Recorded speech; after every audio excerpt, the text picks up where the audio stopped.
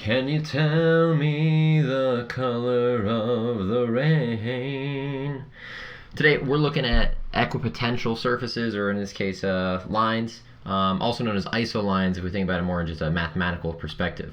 And essentially, what equipotential lines are really telling us is just what or where in a field, an electric field specifically, are the potentials constant. So let's just get an example of what this would look like here. So let's just draw this for a second. Let's draw a positive charge, and here is a negative charge. And we know, based off our knowledge of electric fields, that the lines, the electric field lines, are going to go from positive. They're going to terminate on negative. These are nice 90 degrees here because they always, emerge from and terminate at 90 degrees to the surface. I'm trying to draw them nice and symmetric. And let's just draw two more here so we get a nice 5 set. Now, if we wanted to draw an equipotential, well, equipotential lines have a few rules that follow them. One, they will be perpendicular to the electric field. They must be. They have to be perpendicular to the electric field. And furthermore, like I stated previously, if we look at the word equipotential, we see equi, meaning like equal, and potential. So these are regions of equal potentials here. So if we kind of think about this, well, what is the potential directly in between these 2 points? We know there's an electric field, but what is the potential?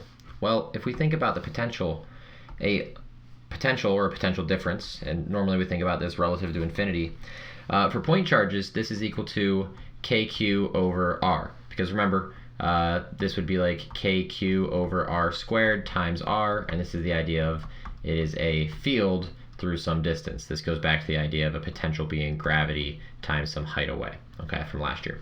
Now, if we take a look at what we have here, this positive charge is going to have some potential here, kq over r, some distance from the charge over to this point. And the negative charge is going to have a potential negative kq over r, simply because it's a negative charge, and we put that negative in for the value q. Now, since potentials are scalars, we simply add them together to get what the potential is right here, the net potential. And if we think about this as kq over r, this is negative kq over r, our potential right in the center is a big fat nada. It's nothing. It's 0. Well, let's look at a point directly up right here. Well, this is still some distance away here, and this distance away is still r, and this distance is still r, and these are both still kq and negative kq. So that means at this point the potential is 0. And if we keep going up, these are still the same distance away, r, whatever that r is. That r has changed, but they're equal on each side, which means that the potential here will be 0. And if we go down the other end, we're going to get a 0 and a 0 as well. And this is our equipotential. Okay, let's just drag this over a little bit. Oh, it doesn't really want to drag, so we'll just draw it freehand. So this is our equipotential line right here, as best drawn by me. They are at 90 degrees from the electric field lines. And as we see at any point on this potential line here, this isoline, this equipotential, our voltage would be 0. If we wanted to just kind of like draw in, kind of freehand some more lines here, we could start to see that this is going to curve. So we're going to have something that looks kind of like that. Notice how we still have that nice 90 degree to everything. And if we think about what would the potential be over here, well, we're closer to the positive, we're farther away from the negative, and we also can think that electric field lines go from high potentials to low potentials. So this is, some voltage equals some positive number over here. And due to symmetry and the way this is kind of looking and set up, we're going to have a similar line over here where the voltage is equal to some negative number, negative whatever the sum of kq over r for the negative and kq over the positive r distances, because those distances are different now. Okay, so we can kind of see these lines. Oops, that's not a super great one. We can see these lines could be continued to draw if we want them, but we kind of get an idea of what's going on. If we just had a positive charge, we know that the E fields are going to go radially outward like this. I call this the pizza setup because it reminds me how I used to cut pizzas back in the day. But our isolines would just whoop, wrap around it, preferably at the same distance. Oh, I'm doing bad. Still doing bad. That's as good as it's going to get. But this, at this point here, whatever this voltage is, it's going to be some positive number. This is the only thing in space. This would be the same voltage all along this line. And these equipotential surfaces, or these isolines here, they provide a few interesting things to think about for this. If the voltage is constant here along these lines, if we think about doing work, well, work is Q times a potential difference. And when we really think about this potential difference here, this voltage, we're really thinking about a delta V. What's our final point? What's our initial point? Well, if you took a charge, let's just have a negative charge here, and you moved it around the equipotential surface, this isoline here, you wouldn't actually do any work because you would have some charge, Q, but then it'd be multiplied by 0 volts, because you're staying on the same voltage the whole time. So your work would wind up being a fat 0, a nothing. So that's kind of a neat thing about that. You only actually begin to do work when you move from one isoline position or an equipotential surface position to the next, because now I can have some V1, some voltage 1, and then out here I could have some voltage 2. These would give me a difference, and now I could do work on that. So that's kind of a weird thing to think about there.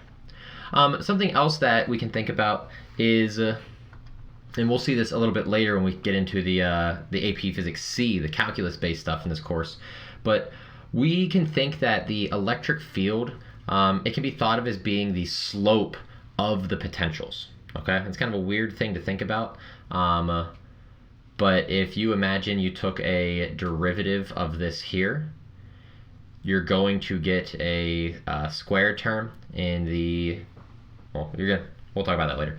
But in the end, what we can actually say is that the electric field is equal to the negative derivative of the voltage with respect to position. And in doing this, what this means is that if we look at the difference in the voltages here with respect to the positions, we could figure out where the electric field is the strongest. And let me draw a little example here to show you what I'm talking about that. I'm just going to draw some like really weird, funky lines, okay? So just go with it for a second. So, whoosh.